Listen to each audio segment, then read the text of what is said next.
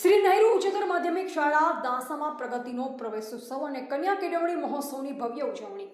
સિંગવડ તાલુકાની શ્રી નહેરુ ઉચ્ચતર માધ્યમિક શાળા દાસા ખાતે પ્રગતિનો પ્રવેશોત્સવ અને કન્યા કેળવણી મહોત્સવ ઉત્સાહભેર ઉજવવામાં આવ્યો.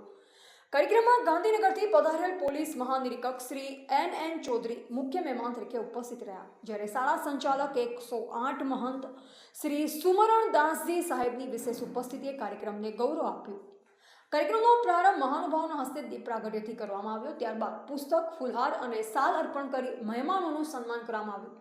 શાળાની વિદ્યાર્થીઓને પ્રાર્થના અને સ્વાગત ગીત રજૂ કરી સૌનું મન મોહી લીધું. શાળાના આચાર્ય શ્રી J.P. પ્રજાપતિએ પોતાના પ્રાસંગિક ઉદ્બોધનમાં કન્યા કેળવણીના મહત્વ, સરકારની વિવિધ શૈક્ષણિક યોજના અને દીકરીઓને ગુણવત્તાયુક્ત શિક્ષણ આપવાની આવશ્યકતા પર ભાર મૂક્યો. મુખ્ય મહેમાન શ્રી N. ચૌધરી તથા મહંત શ્રી સુમરણ દાસજીએ વિદ્યાર્થીઓ અને વાલીઓને શિક્ષણ પ્રત્યે જાગૃત રહી દીકરીઓના ઉજ્જવળ ભવિષ્ય માટે સતત પ્રયત્નશીલ રહેવાની અપીલ કરી. પ્રવેશોત્સવ અંતર્ગત ધોરણ 9માં 208 અને ધોરણ 11માં 164 વિદ્યાર્થીઓને પુસ્તકો આપી ઔપચારિક રીતે પ્રવેશ અપાયો.